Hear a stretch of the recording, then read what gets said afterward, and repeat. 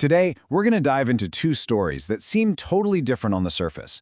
We've got a tiny bird up against the entire unforgiving universe. And then we have a young woman taking on a corrupt and powerful man. But believe it or not, they both teach us the exact same powerful lesson about how to win a fight that looks absolutely unwinnable. I mean, it's a question we've all wondered about, right? When you're completely outmatched, totally outmuscled, and just overwhelmed, what do you even do? Is winning just about having more guts? Or is there another weapon, something a little more subtle, that we can use? Okay, so let's meet our heroes. On one side, you've got Chicky, a mother bird whose entire world is literally being ripped apart by nature itself. And on the other, there's Lolly, a farmer's daughter who watches her whole community get crushed by a greedy landlord. Both of them are facing their own version of Goliath. To really appreciate just how amazing their victories are, we first have to understand how hopeless things looked from the start.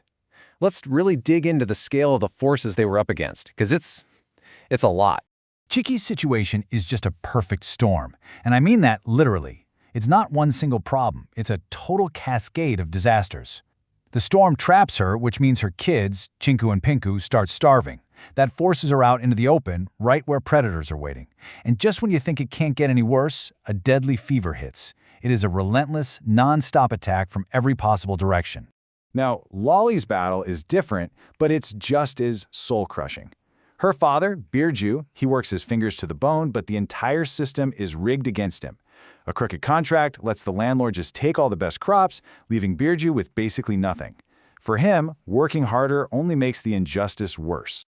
So when you're facing that kind of despair, where does the will to even fight back come from? This, right here, is the turning point. It's that critical moment where you stop being a victim and decide to become a force of change. For Lolly, the spark is perspective. She comes home from studying in the city and she sees her father's suffering not as just bad luck, but as a deep, systemic wrong.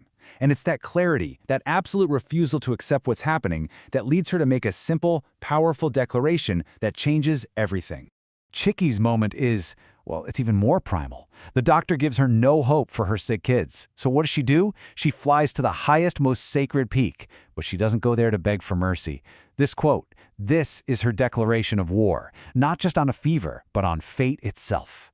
She turns her love as a mother into an unbreakable weapon. And this is where it all pivots.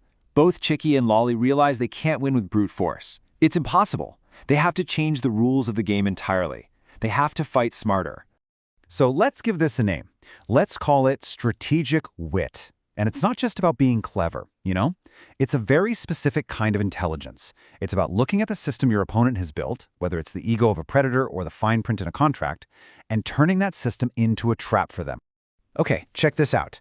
Chicky gets cornered by two predatory birds. If she fights them physically, it's over. She's done. So what does she do? She uses their greatest strength, their massive egos, against them. She basically says, hey, let's settle this. Who's the strongest hunter here? And just like that, she turns them on each other. They fight so hard they knock each other out, and she just flies away. Genius. Lolly's opponent isn't driven by pride. He's driven by greed, and it's all written down in legal contracts. This makes her strategy even more brilliant, more methodical. It's a total masterclass in turning an enemy's own rules against them. This table just lays out her genius plan perfectly. So first, the landlord demands the top part of the crop. He's thinking wheat, right? But Lolly plants potatoes. He gets a bunch of useless leaves, she gets the entire harvest. So he gets furious and demands the bottom part next time. She plants wheat. He gets worthless roots, she gets all the grain. Finally, he's just seeing red and he demands both the top and the bottom. What does she do? She plants sugarcane, where all the value, all the good stuff is right in the middle stalk. She uses his own greedy terms to beat him 3 times in a row. It's incredible. And that right there is the key. Lolly didn't break the contract, she followed it to the letter.